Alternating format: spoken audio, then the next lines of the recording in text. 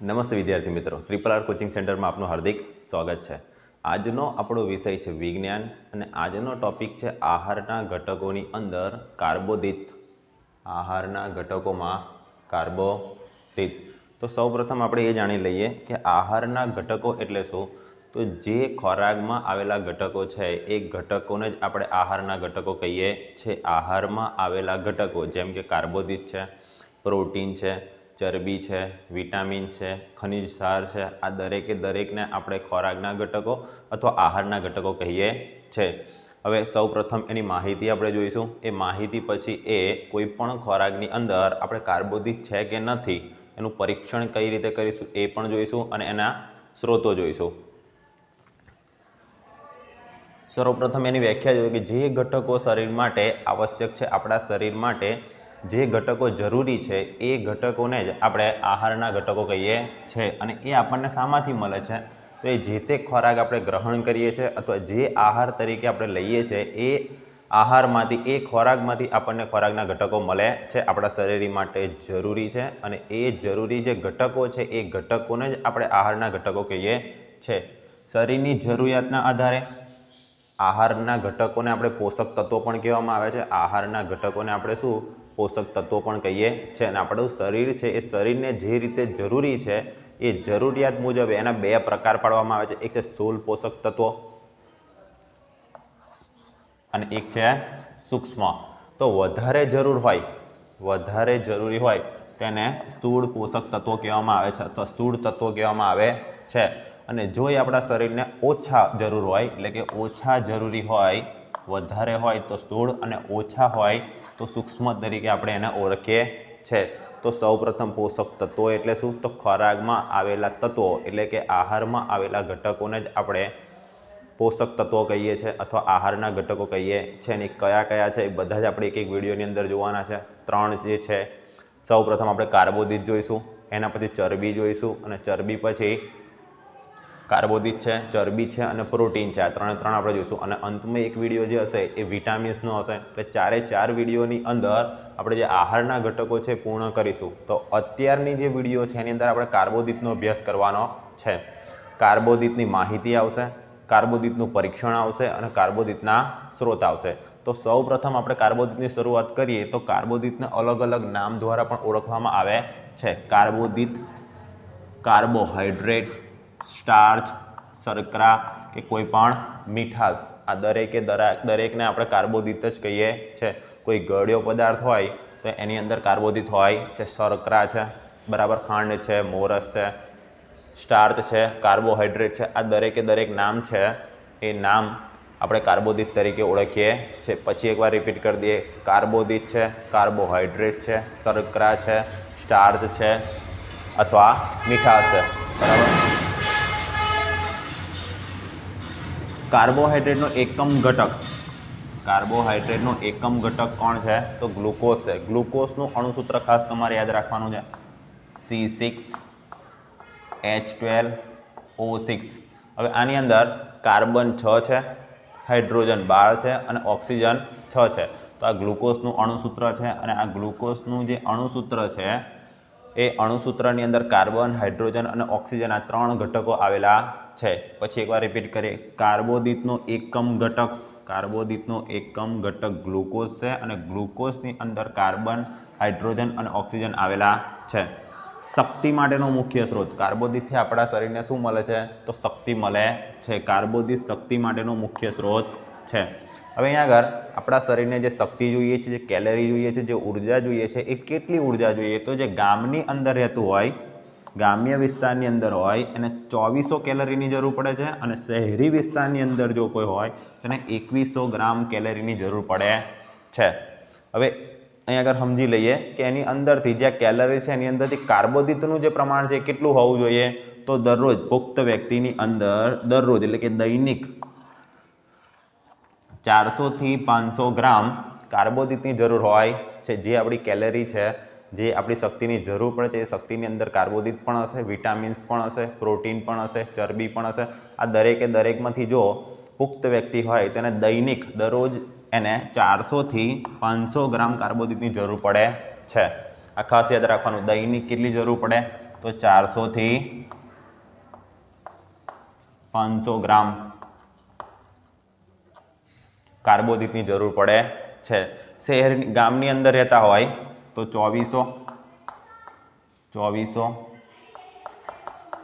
ગ્રામ્ય વિસ્તારની અંદર જે રહેતા છે એ લોકો, શહેરી વિસ્તારની અંદર જે રહે છે એ લોકોને 2100. ગામની અંદર જે લોકો રહેતા હોય છે ને એ મહેનતુ એટલે કે એમને કામ વધારે કરવું પડતું હોય છે, ખેતરની અંદર જતા હોય છે, કોઈ કારખાનાની અંદર જતા હોય છે, તો ઓફિશિયલી વર્ક છે એ લોકોને ઓછું હોય એટલે એ લોકોને કેલરી ઉર્જાની જરૂર કેવી પડે છે તો થોડી વધારે પડે. શહેરની અંદર છે એ લોકોનું જીવન છે થોડું બેઠકવાળું હોય છે એટલા માટે એ લોકોને થોડી ઓછી જરૂર પડે છે. ઠંડા પ્રદેશમાં જે લોકો રહે છે, ઠંડા પ્રદેશમાં ધારે કે આપણે જોઈએ કે આ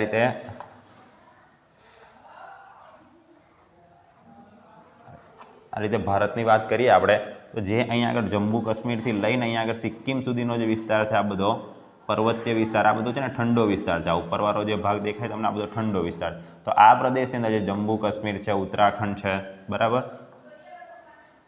બંગાળ છે, સિક્કિમ છે, નેપાળ છે, આ બધું જે છે આ ભાગની અંદર જે લોકો રહે છે એ લોકોને કાર્બોદિત શામાંથી મળે છે તો એ લોકોને જવમાંથી કાર્બોદિત મળે છે. એ લોકો જવનો ઉપયોગ કાર્બોદિત માટે કરે છે. અને જે ગરમ પ્રદેશમાં રહે છે આ બાજુ જે આ ગુજરાતથી બધું આવી જાય, ગુજરાત છે, રાજસ્થાન છે, આ બધું, તો અહીં પંજાબ છે, આ બધા જે વિસ્તારની અંદર જે લોકો રહે છે એ જુવારમાંથી. હવે બે મુદ્દા તમારે યાદ રાખવાના છે. ઠંડા પ્રદેશમાં રહે છે તો જવમાંથી, ગરમ પ્રદેશમાં રહે છે તો એ જુવારમાંથી કાર્બોદિત મેળવે છે. પછી એકવાર રિપીટ કરી લે, દૈનિક કાર્બોદિતની જરૂર કેટલી પડે છે તો 400 થી 500. શહેરી વિસ્તારમાં રહેતા હોય તો 2100 ગ્રામ કેલરી. શહેરી વિસ્તારની અંદર હોય તો 2100, ગ્રામ્ય વિસ્તારની અંદર હોય તો 2400 ગ્રામ કેલરી, બરાબર. પછી એકવાર અહીંયા આગળ આ મુદ્દો પણ ખાસ યાદ રાખવાનો છે. કાર્બોદિતનો એકમ ઘટક છે ગ્લુકોઝ અને ગ્લુકોઝનું અણુસૂત્ર C6H12O6. કાર્બોદિતની અંદર મહત્વના ઘટકો કયા કયા છે તો આપણે કાર્બન છે, હાઇડ્રોજન છે અને ઓક્સિજન છે. ઠંડા વિસ્તારમાં જે લોકો રહે છે એ જવમાંથી અને ગરમ વિસ્તારમાં જે લોકો રહે છે એ જુવારમાંથી, બરાબર. આ બધા નાના નાના મુદ્દા યાદ રાખવાના. કાર્બોદિતનું બંધારણ, કાર્બોદિતના બંધારણની અંદર 3 વસ્તુ તમારે યાદ રાખવાનું છે. કાર્બન છે, હાઇડ્રોજન છે અને ઓક્સિજન છે. આ એના બંધારણ માટે સ્ટાર્ચ કહો તો પણ એ જ થાય. એના બંધારણ માટે ના ઘટકો કયા કયા છે તો કાર્બન છે, હાઇડ્રોજન છે અને ઓક્સિજન છે. એકમ ઘટક પૂછે તો ગ્લુકોઝ, બંધારણ પૂછે તો કાર્બન, હાઇડ્રોજન અને ઓક્સિજન. ખોરાકમાં કાર્બોદિતની હાજરી તપાસવી હોય તમારે, એટલે કે એનું પરીક્ષણ કરવું હોય, ખોરાકમાં કાર્બોદિતની હાજરી તપાસવા માટે શું કરવાનું, તે ખોરાકને પહેલાં થોડો તમારે ચાવી લેવાનો. આ ચાવેલો જે ખોરાક છે એની અંદર મંદ આયોડિનનું દ્રાવણ નાખવાનું, મંદ આયોડિનનું દ્રાવણ. ખોરાકને પહેલાં ચાવી લેવાનો. આ ચાવ્યા પછી એ ખોરાકની અંદર મંદ આયોડિનનું દ્રાવણ નાખવાનું. મંદ આયોડિનનું દ્રાવણ નાખો અને ગુલાબી રંગ જો તમને જોવા મળે તો તમે જે ખોરાક ચાવેલો છે એની અંદર કાર્બોદિત હાજર છે એવું કહેવાય. પછી એકવાર રિપીટ કરીએ. ખોરાકને ચાવી લેવાનો. આ ચાવેલો જે ખોરાક છે એને બહાર કાઢીને એની અંદર મંદ આયોડિનના ટીપા નાખવાના, એટલે કે એ દ્રાવણ નાખવાનું. એ મંદ આયોડિન નાખતા એ જે ખોરાક છે એ ખોરાકનો રંગ ગુલાબી કલરનો થઈ જાય. તો તમારે સમજવાનું કે જે ખોરાક તમે ખોરાક તરીકે ઉપયોગ લીધો હતો અથવા ચાવેલો એ ખોરાકની અંદર કાર્બોદિત હાજર છે. કાર્બોદિત ને કાર્બોહાઈડ્રેટ કે સ્ટાર્ચ પણ કહેવામાં આવે છે, મીઠાશ પણ કહેવામાં આવે છે, શર્કરા પણ કહેવામાં આવે છે, બરાબર. તો એના બેઝિક મુદ્દા અહીંયા આગળ પૂરા થાય છે. પછી એકવાર બધા મુદ્દા રિપીટ કરી લઈએ, બરાબર. શરીર માટે ખોરાક જરૂરી છે, શરીર માટે ખોરાક જરૂરી છે અને આ ખોરાક જે છે એ ખોરાકને જ આપણે આહારના ઘટકો કહીએ છીએ. અથવા શરીર માટે આહાર જરૂરી છે અને આ આહારને જ આહારના ઘટકો કહેવામાં આવે છે. આહારના ઘટકો કયા કયા છે તો આહારના ઘટકો છે કાર્બોદિત છે, પ્રોટીન છે, ચરબી છે, વિટામિન છે અને ખનિજ સાર છે. એના પછી આપણી જે શરીર છે, આપણા શરીરને જે રીતે જરૂરી છે એ રીતે આપણે આ પોષક તત્વોને 2 ભાગમાં વિભાજિત કરેલા છે. એક છે સ્થૂળ પોષક તત્વો, જે વધારે પ્રમાણમાં આપણા શરીરને જરૂરી હોય એને આપણે સ્થૂળ પોષક તત્વો કહે છે. અને બીજા નંબર પર જે છે એ સૂક્ષ્મ પોષક તત્વો અથવા સૂક્ષ્મ તત્વ જે ઓછા જરૂરી છે. હવે જે કાર્બોદિત છે એ કાર્બોદિતના મુદ્દા જોઈએ તો મુખ્ય ઘટક છે ગ્લુકોઝ. ગ્લુકોઝનું અણુસૂત્ર ખાસ યાદ રાખવાનું C6H12O6. કાર્બોદિત શું કરે? તો કાર્બોદિત છે શક્તિ માટેનો મુખ્ય સ્ત્રોત છે. કાર્બોદિત શક્તિ માટેનો મુખ્ય સ્ત્રોત છે. આપણું જે શરીર છે, આપણા શરીરને દૈનિક એટલે કે દરરોજ કેટલા કાર્બોદિતની જરૂર પડે છે? તો દરરોજ આપણને 400 થી 500 ગ્રામ કાર્બોદિતની જરૂર પડે છે. જે ગ્રામ્ય વિસ્તારની અંદર એટલે ગામડાની અંદર જે લોકો રહે છે, એ ગામની અંદર રહે છે, એ લોકોને કેટલા કેલરીની જરૂર પડે? તો એ લોકોને 2400 ગ્રામ કેલરીની જરૂર પડે છે. જે શહેરી વિસ્તારની અંદર રહે છે, એ લોકોને 2100 ગ્રામ કેલરીની જરૂર પડે છે. 2100 ગ્રામ કેલરીની જરૂર પડે છે. જે ઠંડા વિસ્તારની અંદર રહે છે, એ લોકો જવમાંથી કાર્બોદિત મેળવે છે, અને જે ગરમ વિસ્તારની અંદર રહે છે, એ જુવારમાંથી કાર્બોદિત મેળવે છે. આ કાર્બોદિતનું બંધારણ શું છે? તો કાર્બોદિતનું બંધારણ છે એ હાઇડ્રોજન છે, કાર્બન છે અને ઓક્સિજન છે. આ કાર્બોદિત છે એનું પરીક્ષણ કરવા માટે શું કરવાનું? તો ખોરાકને ચાવી લેવાનો. આ ચાવેલો જે ખોરાક છે, એ ખોરાકની અંદર મંદ આયોડીનનું દ્રાવણ નાખવાનું, અને ગુલાબી રંગ આવી જાય તો તમારે સમજવાનું કે જે ખોરાક છે, એ ખોરાકની અંદર કાર્બોદિત હાજર છે. એના અન્ય નામ પણ યાદ રાખવાના છે. કાર્બોદિત છે, કાર્બોહાઈડ્રેટ છે, સ્ટાર્ચ છે, શર્કરા છે અને મીઠાશ છે. હવે એક બીજી રીતે પણ પરીક્ષણ થાય છે. તો તમારે આ પરીક્ષણ કરવા માટે પ્રયોગશાળાની અંદર જે ટેસ્ટ ટ્યુબ વપરાય છે, કાચની ટેસ્ટ ટ્યુબનો ઉપયોગ કરવાનો છે. એની અંદર જે તમારે ખોરાકનું પરીક્ષણ કરવું છે, એ ખોરાકના ટુકડા નાખી દેવાના. આ રીતે એક ટેસ્ટ ટ્યુબ લઈ લેવાની. આ ટેસ્ટ ટ્યુબની અંદર આ ખોરાકના ટુકડા, એને આપણે કહીશું ખાદ્ય પદાર્થ અથવા કાચી સામગ્રી. હવે આ જે છે એ સૌ પ્રથમ ઘન સ્વરૂપમાં હશે. ઘન સ્વરૂપ એટલે શું? તેને ચોક્કસ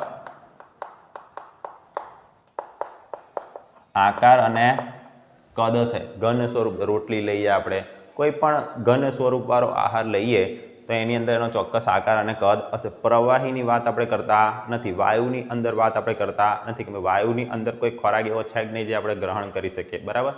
પ્રવાહીની અંદર જે છે કે ભાઈ દૂધ છે, પાણી છે, પણ એનું પરીક્ષણ આપણે કરવું હોય તો સીધું થઈ જાય. એની અંદર પાણી એડ કરવાની જરૂર છે નહીં. પણ જે ઘન પદાર્થ છે, એ ઘન પદાર્થની અંદર તમારે પહેલાં પાણી એડ કરી દેવાનું છે, અને એ જે છે એ પ્રવાહી સ્વરૂપમાં તમારે બનાવી દેવાનો છે. એને શું કરવાનું છે? પ્રવાહી સ્વરૂપમાં તમારે બનાવી દેવાનો છે.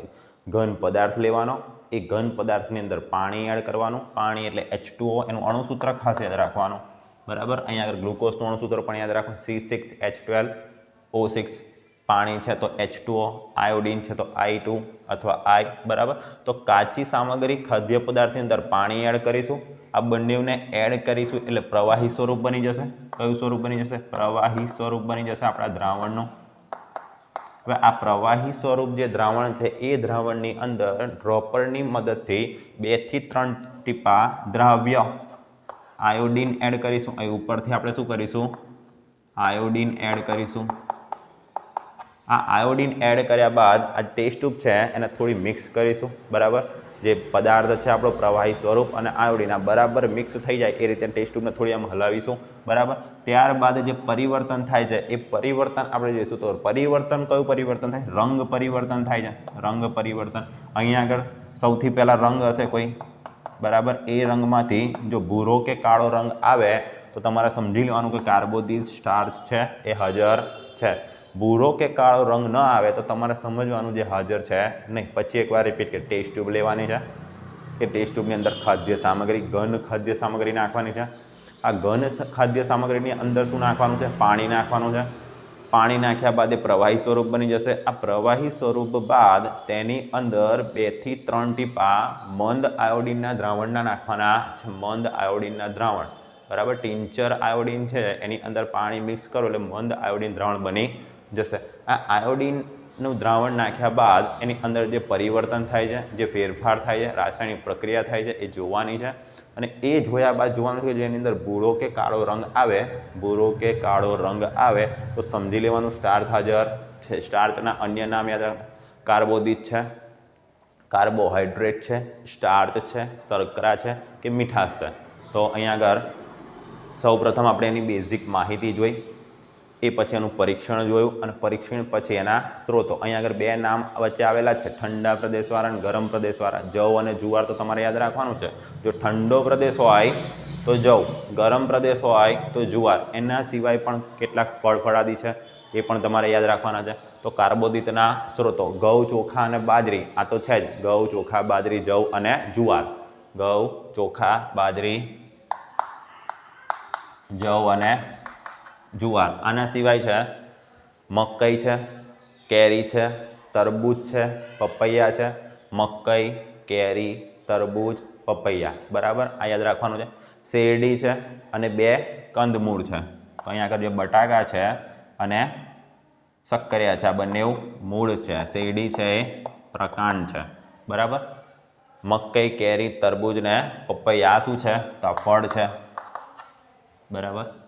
ઘઉં, ચોખા, બાજરી, જવ અને જુવાર. મકઈ, કેરી, તરબૂચ અને પપૈયા. શેરડી, બટાકા અને શક્કરિયા. આ જે છે એ કાર્બોદિતના સ્ત્રોત છે. જો તમારે કાર્બોદિત વધુ પ્રમાણમાં જોઈતું હોય તો આ ખોરાકનો ઉપયોગ કરવો પડે, બરાબર. તો આ વિડીયોની અંદર સૌપ્રથમ આપણે માહિતી જોઈ. માહિતી અંદર ખાસ યાદ રાખવાના મુદ્દા કયા કયા છે? તો એક ગ્લુકોઝ છે, ગ્લુકોઝનું અણુસૂત્ર યાદ રાખવાનું છે, C6H12O6. દૈનિક કાર્બોદિતની કેટલી જરૂર પડે? તો 400 થી 500 ગ્રામ. શહેરી વિસ્તારમાં જે લોકો રહે છે એ લોકોને 2100 કેલરી, બરાબર, 2100 ગ્રામ કેલરી. જે ગામની અંદર રહે છે, ગ્રામ્ય વિસ્તારની અંદર રહે છે, એ લોકોને 2400 ગ્રામ. ગરમ વિસ્તારમાં જે લોકો રહે છે એ લોકો જુવારમાંથી, ઠંડા વિસ્તારમાં જે લોકો છે એ જવમાંથી. કાર્બોદિતના પરીક્ષણ માટે આયોડિનની જરૂર પડે. કાર્બોદિત છે એનો બંધારણની અંદર કાર્બન, હાઇડ્રોજન અને ઓક્સિજન આવેલા છે. અને આજે આપણે જોયું કે એની અંદર રંગ પરિવર્તન કયો થાય છે? તો ભૂરો કે કાળો રંગ આવે છે, અથવા અહીંયા આગળ યાદ રાખવાનું છે ગુલાબી રંગ આવે છે. કોઈ પરીક્ષણના અંતે ગુલાબી રંગ આવે અથવા ભૂરો કે કાળો રંગ આવે તે પદાર્થની અંદર કયા આહારના ઘટકો હાજર હશે, બરાબર, એવો પ્રશ્ન તમને પૂછે. આ MCQની અંદર બધા પ્રશ્નો આવી શકે. થિયરી સ્વરૂપે તો આવવાનું જ છે, પણ સાથે સાથે MCQની અંદર જે કંઈ પ્રશ્નો આવે છે એ પણ આપણે અહીંયા આગળ વિડીયોની અંદર આવરી લેવાના છે, બરાબર.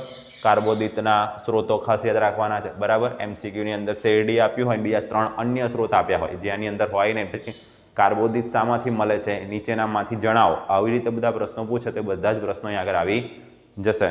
તો આ વિડીયો ખાસ તમારે જોઈ લેવાનો છે. આહારના ઘટકોના બીજા અન્ય 3 વિડીયો આવશે. બીજા વિડીયોની અંદર ચરબી, એના પછીના વિડીયોની અંદર પ્રોટીન અને અંતના વિડીયોની અંદર વિટામિન્સ આવવાનો છે. તો આહારના ઘટકોમાં પહેલો વિડીયો છે આપણો, એની અંદર આપણે કાર્બોદિતની સંપૂર્ણ માહિતી, એનું પરીક્ષણ અને એના સ્ત્રોતોનો અભ્યાસ કર્યો છે. હવે આના પછીનો જે વિડીયો છે એની અંદર ચરબીને જોવાના છે અને પછી પ્રોટીન અને વિટામિનને પણ આપણે જોવાના છે. તો હવે પછીના વિડીયોની અંદર આપણે આહારના ઘટકોમાં ચરબીનો અભ્યાસ કરીશું, બરાબર. તો આજના વિડીયોની અંદર આટલું જ. જય હિન્દ.